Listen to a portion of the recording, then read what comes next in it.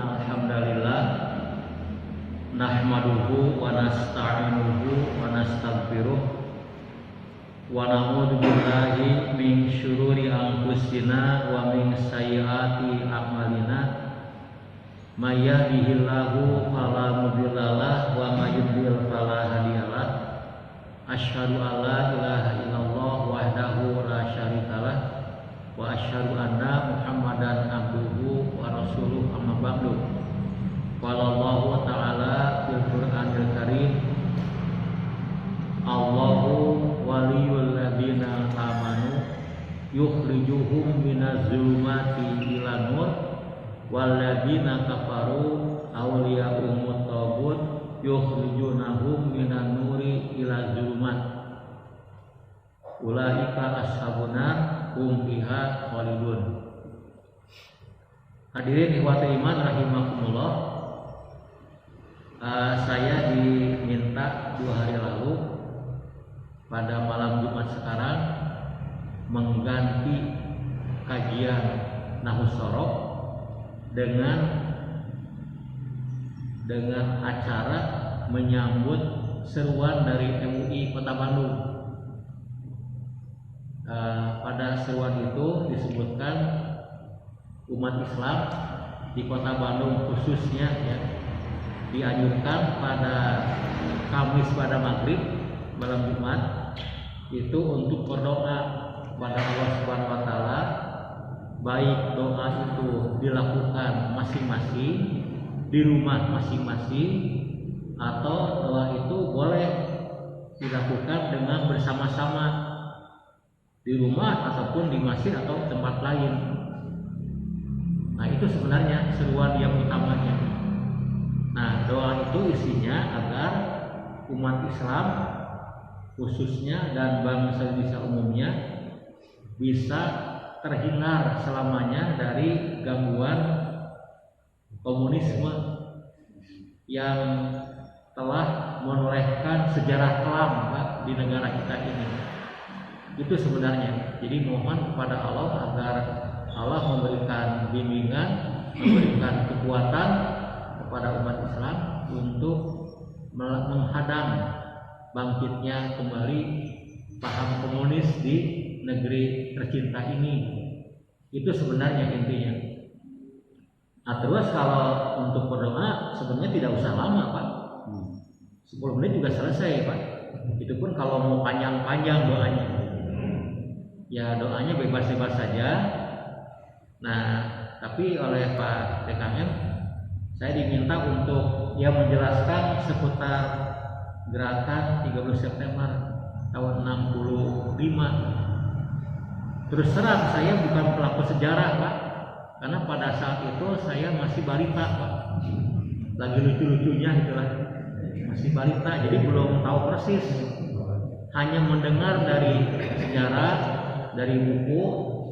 Jadi kalau Bapak ingin tahu persis, sebaiknya nonton aja filmnya, Pak. Udah kemarin diputar malam Rabu, Pak. Ada film G PKI. Sekira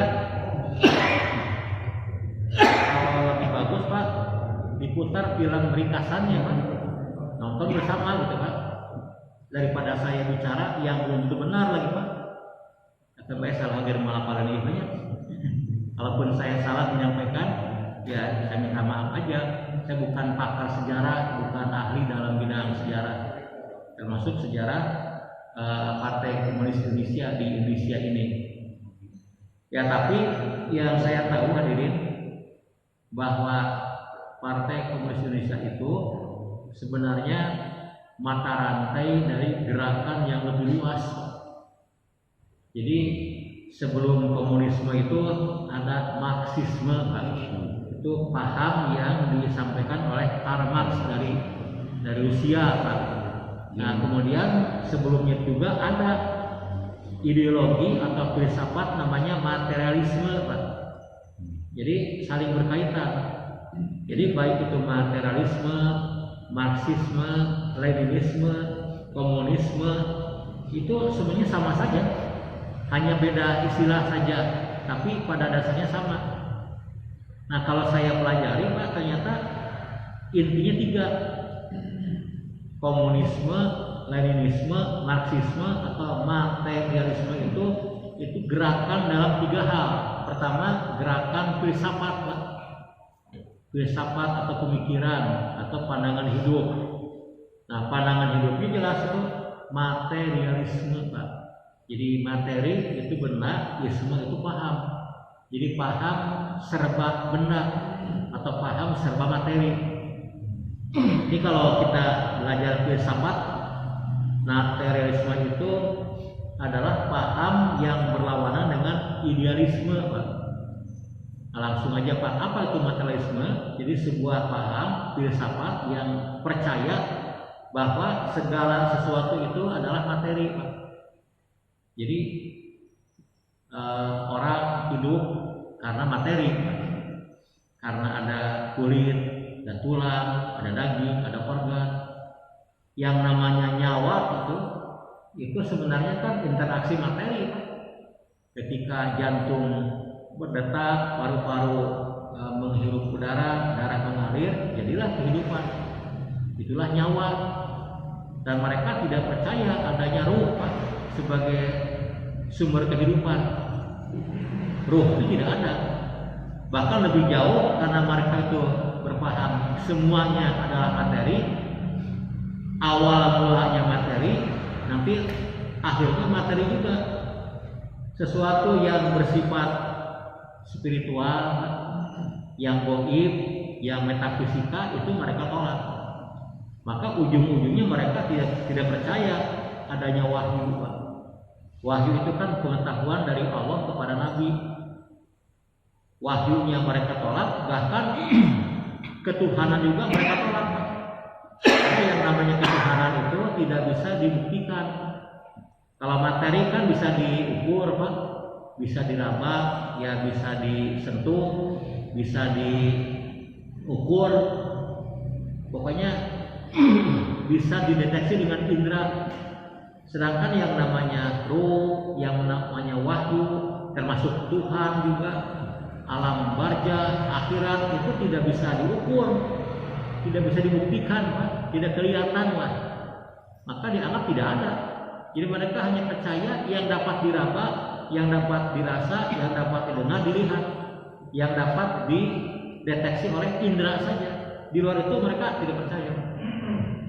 Itulah, Pak, filsafatnya materialisme.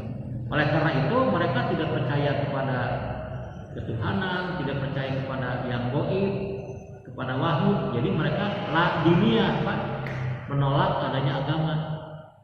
Nah, mereka berpendapat bahwa orang yang beragama itu orang yang tertipu. Nah, agama itu ibarat obat bius saja. Jadi manusia itu, Pak, merasa terbius dengan agama. Dijanjikan nanti ada surga, Pak, ada bidadari, itu ngomong kosong, Pak. Kata mereka kan itu obat bius saja untuk menipu rakyat dengan agama itu. Sebenarnya itu ilusi, Pak, khayalan yang tidak nyata. Tapi karena masyarakat itu, manusia itu butuh kebahagiaan, maka mereka berharap nanti ketemu dengan bidadari, Pak, bisa makan-makan abadi di surga. Nah, itu mereka menolak, Pak, sebab tidak ada buktinya. Apa buktinya bahwa surga itu ada? Bahkan mereka juga mengatakan, apa buktinya Tuhan itu ada? Bisa dibuktikan tidak?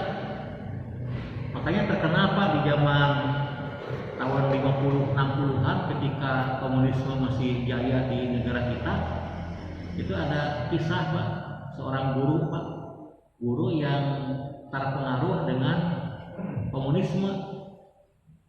Dia itu asalnya muslim, Pak, tapi ketika dia jadi anggota PKI, menjadi aktivis, dia sudah tidak lagi berislam. Nah, ada yang menarik, ketika ia mengajar murid-muridnya, Pak, dia bertanya kepada muridnya, anak-anak, apakah kalian percaya kepada Tuhan? Percaya, Pak Guru. Apakah Tuhan itu ada? Ada. Apakah Tuhan itu baik? Baik. Kalau meminta kepada Tuhan, apakah akan memberi? Akan memberi. Nah, sekarang coba kita buktikan ya. Silakan anak-anak pejamkan mata, angkat tangan, berdoa kepada Tuhan, minta permen. Jadi gurunya nyuruh anak SD Pak, angkat tangan, pejamkan mata, minta permen kepada Tuhan. Langsung anak-anak Pak berdoa bersama-sama, ya Allah, ya Tuhan kami, berikanlah permen kepada kami sekarang juga. Silakan diulang 3 kali doanya, diulang 3 kali. Nah terus sudah diulang 3 kali, kata bapak gurunya, sekarang coba buka mata kalian, tunggu 10 menit, kira-kira permennya ada enggak? Kalau Tuhan itu ada, Tuhan itu baik, kalau diminta akan memberi, tentu permen akan ada di tangan kalian. 10 menit coba tunggu. Itu mau tunggu Pak, sudah 10 menit bahkan lebih tidak ada permen Pak. So Bapak minta ada mulai permen Pak. Nah kata si bapak guru, kalau permen yang kalian minta tidak ada, berarti tidak ada yang disebut Tuhan itu. Kalau dia itu ada, pemurah, baik, tentu akan mendengar dan memberi. Nah coba sekarang kalian ganti doanya, bukan kepada Tuhan, kepada bapak guru. So kalian pejamkan mata, berdoa, bapak guru minta permen kami. Nah berdoa si anak Pak, bapak guru minta permen kami. Nah gurunya langsung sibuk Pak, bawa kantong kresek isi permen dibagikan Pak di tiap bangku anak-anak. Buka mata kalian, pasti buka. Apakah ada permen? Ada Pak Guru. Berarti yang ada itu Pak Guru atau Tuhan? Pak Guru. Tuhan gimana? Tidak ada Pak. Oh, ini anak-anak Pak. Ya oke Pak, gimana membantahnya ya? Itu pendekatannya begitu Pak. Jadi kalau Tuhan itu ada, Dia itu baik, akan memberi. Nah karena tidak memberi, maka tidak ada yang namanya Tuhan itu. Jadi omong kosong, ilusi, hayalan. Agama, wahyu, Tuhan, surga, itu hanya omong kosong untuk membius masyarakat, dibina-bobokkan, lari dari kenyataan, tidak bisa menghadapi pergumulan hidup. Nah itu Pak, itu namanya filsafat materialisme. Jadi sebuah paham filsafat yang percaya semua yang ada itu hanya materi saja, hanya benda saja yang dapat diidrok, dapat dideteksi oleh indera. Sesuatu yang tidak dapat dilihat, yang tidak dapat didengar, itu tidak ada. Tapi anehnya mereka percaya Pak, mereka punya otak untuk berpikir. Mereka itu percaya dengan adanya nyawa, tapi mereka tidak bisa melihat nyawa itu. Mereka itu percaya Pak, kalau dipukul sakit, tapi tidak bisa buktikan mana sakit itu bentuknya kayak gimana. Nah itulah, nggak tahu lah Pak. Ini sudah banyak Pak para pemikir yang membantah paham itu. Ya bagi kita sebagai umat Islam jelas ini adalah ladiniah Pak, paham anti agama. Makanya seorang komunis itu ateis Pak, materialis dan ateis.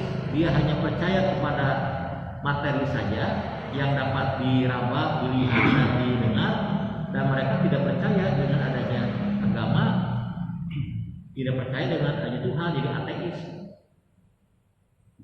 Padahal kalau kita lihat Al-Quran, jadi dalam Al-Quran itu tidak ada ateis Pak.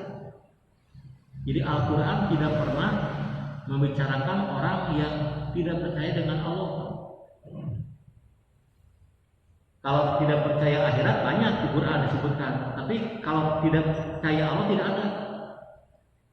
Iblis saja Pak, iblis itu kan makhluk yang paling terkutuk ya. Dia percaya adanya Tuhan Pak, pencipta. Orang komunis tidak percaya. Makanya kata Ustaz Fakhruddin Al-Akhiri, ulama Jogja tahun 50-an, makhluk yang paling durhaka, yang paling terkutuk bukan iblis Pak, orang komunis saja. kenapa iblis itu Pak walaupun terkutuk masih percaya adanya Tuhan yang esa, sedangkan orang komunis mengaku tidak percaya, padahal hati kecilnya mah percaya. Jadi lebih jahat daripada iblis katanya orang komunis itu Pak. Makanya tidak kaget kalau 2 kali kan di Indonesia orang-orang komunis berusaha untuk membuat makar untuk menggulingkan pemerintahan yang sah dan mengganti dasar negara dengan komunisme. Pancasila itu kan mengakui agama Pak, sila pertama itu. Nah, berapa kali? 2 kali gagal. Pertama tanggal 18 September tahun 48 di Madiun kan. Gagal mereka itu. Gagal untuk mengkudeta pemerintah yang sah dan gagal untuk mengganti Pancasila dengan komunisme. Ternyata mereka tidak patah arang, semangat tinggi. Nah, pada tahun 65, tahun tanggal 13 September 65, ternyata mereka itu punya peluang. Pertama untuk mengkudeta pemerintah yang sah, kedua untuk mengganti Pancasila dengan komunisme. Dan mereka berhasil yang membunuh para petinggi TNI di kita Pak, 7 orang jenderal mereka bunuh. Tahun 65 kan? Nah, tapi ternyata gagal juga untuk yang kedua kalinya. Makanya tanggal 1 Oktober disebut Hari Kesaktian Pancasila Pak. Sakti Pancasila itu bisa ngalungin Pak. Setelah dikandek Pancasila itu sakti. Nah, kenapa 1 Oktober Hari Kesaktian Pancasila? Sebab dianggap Pancasila itu sakti Pak, tidak bisa diganti dengan komunisme gitu. Itu hadirin sekalian. Jadi kembali Pak ke yang tadi. Jadi secara filsafat mereka ini jelas anti agama, anti Tuhan, anti wahyu, anti alam gaib. Sebab mereka itu materialisme, matre lah, orang-orang yang matre. Nah itu yang kedua, mereka juga itu bukan hanya gerakan filsafat atau pemikiran, tapi gerakan ekonomi. Nah ekonomi yang mereka kembangkan itu namanya sosialisme Pak, sebagai lawan dari kapitalisme yang dikembangkan di dunia barat. Kalau kapitalisme kan itu paham yang membebaskan tiap orang untuk menjadi pemilik harta sebanyak-banyaknya. Tiap orang bebas memiliki, itu kan kapitalisme Pak. Kalau sosialisme, nah mereka berpendapat tidak boleh ada orang kaya yang sangat kaya, ada orang miskin yang sangat miskin. Nah mereka tolak. Kita itu kata mereka Pak adalah orang-orang yang bermasyarakat, bersosial, harus sama rata dan sama rasa. Jadi tidak boleh Pak ada orang yang punya kekayaan yang melimpah secara bebas, harus sama dan rata. Bagaimana supaya sama dan rata? Maka harus dikuasai oleh pemerintahan. Sumber-sumber ekonomi itu nanti dibagikan dengan sama rata kepada rakyat. Ternyata itu teori Pak. Dalam prakteknya ketika komunisme sedang jaya-jayanya memang sama rata Pak. Tapi sama ripuh Pak. Sama-sama ripuh. Jadi ratanya rata dalam keripuhan Pak, rata dalam kesengsaraan. Yang rata dalam kemakmuran para pemimpinnya aja Pak. Para pemimpinnya memang rata Pak, semua kaya Pak. Rakyatnya rata, semua sengsara. Itu. Jadi itu sosialisme itu adalah ekonomi yang dianut oleh orang-orang komunis. Ternyata gagal Pak, sama dengan kapitalisme. Ada seorang teman yang bercanda gini Pak, apa bedanya kapitalisme dengan sosialisme dalam ekonomi? Saya teh dua nana gak salah. Iya, apa bedanya? Ya jawab Pak, saya bedanya gini, kalau kapitalisme manusia menindas manusia. Kalau sosialisme manusia ditindas oleh manusia.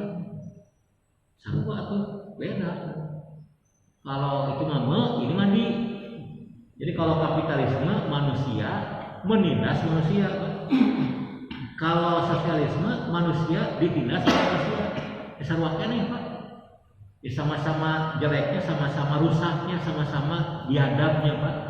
Itu dua paham ekonomi. Ya, itu dalam ekonomi. Yang ketiga dalam bidang politik, apa tadi? Dalam bidang politik ya orang-orang komunis itu orang-orang yang ingin ya merebut kekuasaan dari pemerintah yang sah dan ingin mereka itu berkuasa. Tapi ternyata di Indonesia itu mereka gagal, Pak, sudah 2 kali. Nah sekarang ini banyak pengamat yang menduga komunisme sedang bangkit lagi, gitu, sedang menyusut kekuatan. Jadi ada bahaya laten, Pak, bahaya yang tersembunyi dari gerakan komunisme. Sudah mulai ada orang yang bangga, aku anak PKI, ya, Pak. Bahkan mereka sudah berani memunculkan kembali Palu Arit sebagai lambang kegiatan mereka. Itu katanya sudah ada, Pak. Saya bukan ahli dalam intelijen, Pak, tapi banyak pengamat yang menyebutkan komunisme itu katanya mungkin bisa bangkit lagi, mungkin juga tidak. Tapi kita yakin hadirin dengan firman Allah tadi saya bacakan dalam surat apa? Al-Baqarah 257, Pak. Allahu waliyul ladzina amanu. Allah itulah pelindung orang beriman. Yukhrijuhum minadh-dhulumati ilan nur. Dia mengeluarkan manusia dari kegelapan kepada cahaya. Walladzina kafaru, adapun orang-orang kafir, auliya'uhum taghut. Walinya, pelindungnya ada taghut. Yukhrijunahum minanur ila dhulumat. Kalau taghut itu mengeluarkan manusia dari cahaya kepada kegelapan. Allah mengeluarkan manusia dari gelap kepada cahaya. Kalau taghut mengeluarkan manusia dari cahaya kepada gelap. Nah, kemudian dalam ayat lain Allah mengatakan wa makarallahu wallahu khairul makirin. Mereka itu suka membuat tipu daya, makar. Tapi Allah itu adalah maha pembuat makar yang lebih hebat, bisa membalas makar mereka. Makar tipu daya, Pak. Makanya 2 kali tahun 48 dan tahun 65 makar kaum komunis itu ternyata digagalkan oleh Allah subhanahu dengan izin Allah. Ya, umat Islam dengan rakyat dan dengan tentara ABRI waktu itu saling bekerjasama, itu ternyata bisa menumpas gerakan komunisme di Indonesia. Nah sekarang ini ada yang mengatakan sedang bangkit lagi, Pak, atau mau bangkit lagi, ya walau alam. Ada yang mengatakan, Pak, ciri-cirinya mereka ini sangat benci kepada kaum agamawan. Kemarin, Pak, di mana ada ustadz, Pak, yang di mana, Pak? Yang di Bekasi, Pak, ya? Habis sholat maghrib ditembak, Pak. Tapi ternyata setiap ada kasus, Pak, tokoh agama yang dianiaya, yang ditusuk, yang ditembak, yang dibunuh, itu setelah ditangkap pelakunya dinyatakan sebagai orang gila. Gitu, Pak. Saya nggak tahu lah itu urusan kepolisian. Ternyata dianggap gila aja, Pak. Nah, ini gila itu, Pak, tidak bisa diadili sebab gelo, Pak. Bagaimana mengadilinya? Dimaklumi saja lah, maklum dia orang gila. Kita tidak sekalian. Nah, jadi kalau kita simpulkan, Pak, yang namanya komunisme, marxisme, kemudian materialisme itu sama saja, itu gerakan atau paham filsafat, pandangan hidup, keyakinan serba materi. Tapi dampaknya sangat luas. Mereka itu sesuatu yang gaib, Pak. Mereka menolak adanya wahyu, mereka menolak adanya Tuhan, akhirnya mereka menolak adanya agama. Jadi agama dianggap sebagai candu, sebagai obat bius bagi manusia. Manusia yang beragama itu adalah orang yang terbius dengan rayuan-rayuan palsu, dengan janji-janji kosong, kata mereka Pak. Makanya kita harus bebas dari agama. Jelas ini musuh Pak, musuh agama. Jadi komunisme musuh agama-agama, apalagi musuh Islam Pak. Jadi Islam dan komunisme tidak bisa digabungkan. Itu sangat bertolak belakang. Itu. Yang kedua, mereka ini sebagai paham ekonomi yang katanya sama rata sama rasa, tapi ternyata itu hanya ilusi saja Pak. Hanya slogan kosong yang tidak ada buktinya, cuma utopia tapi tanpa realita. Sama rasa itu ternyata sama rasa samsara di kalangan masyarakatnya. Sama rasa kemakmuran di kalangan para penguasanya. Jadi kata anak saya Bapak, Jawa Barat, Jawa Timur, rakyat melarat, pejabat makmur, itu ciri komunisme ya Pak. Namanya Pak, Cirata,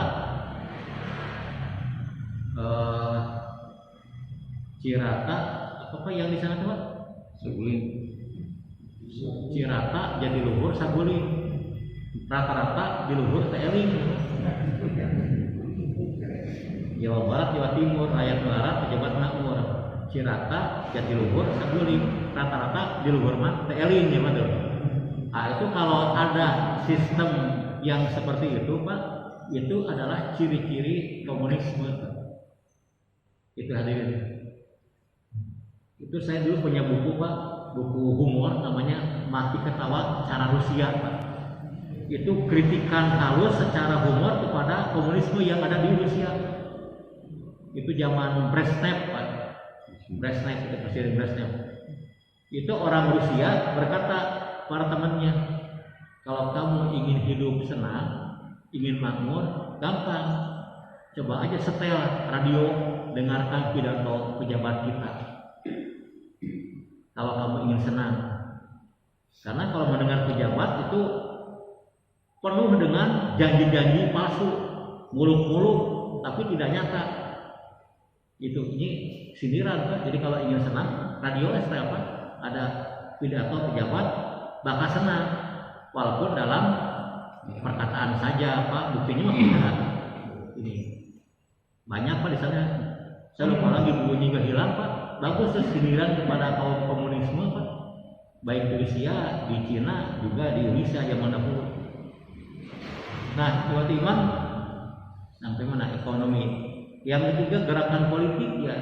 Mereka itu politiknya selalu politik makar Pak, tipu daya, menghalalkan segala cara untuk meraih kekuasaan. Tapi untung saja Pak, orang beriman itu punya pelindung Allah Pak. Makar mereka digagalkan dengan rencana Allah. Jadi Allah belum mengizinkan orang-orang komunis berkuasa di dunia secara mutlak. Di Indonesia juga belum diizinkan dan mudah-mudahan tidak diizinkan. Makanya himbauan dari MUI, kita berdoa kepada Allah agar Allah itu tidak mengizinkan komunisme bangkit kembali Pak di negara kita dan umumnya di dunia Pak. Jadi komunisme diambang kehancuran, walaupun para pendukungnya selalu berusaha untuk membangkitkan kembali komunisme agar berjaya. Nah, tergantung kita. Kalau kita ingin bebas dari komunisme, termasuk anak-anak kita, cucu-cucu kita, ya kita harus mengadakan upaya. Upayanya itu menurut saya Pak, yang memperkuat keimanan dan keislaman kita Pak. Jadi iman Islam kita perkokoh, kita perkuat. Itu komunisme akan gagal. Yang kedua, kalau dalam bidang ekonomi, banyak yang tergiur dengan komunisme ada orang-orang kecil Pak, rakyat jelata. Karena ada samarata samarasa apa? Akan samarata samarasa makmur. Itu kan ditipu oleh mereka. Nah, jadi ekonomi umat itu harus maju. Ekonomi umat harus bangkit dari kemiskinan agar komunisme tidak bisa masuk. Karena komunisme itu akan mudah masuk katanya kepada kalangan-kalangan ekonomi bawah, orang-orang miskin, orang-orang susah. Yang kalau di Bang Hegar mah tidak akan laku Pak, banyak orang kaya di sini, orang-orang mapan dan makmur. Buat iman sekira itu saja Pak, dan kita akan menutup pertemuan dengan berdoa kepada Allah Subhanahu wa Ta'ala.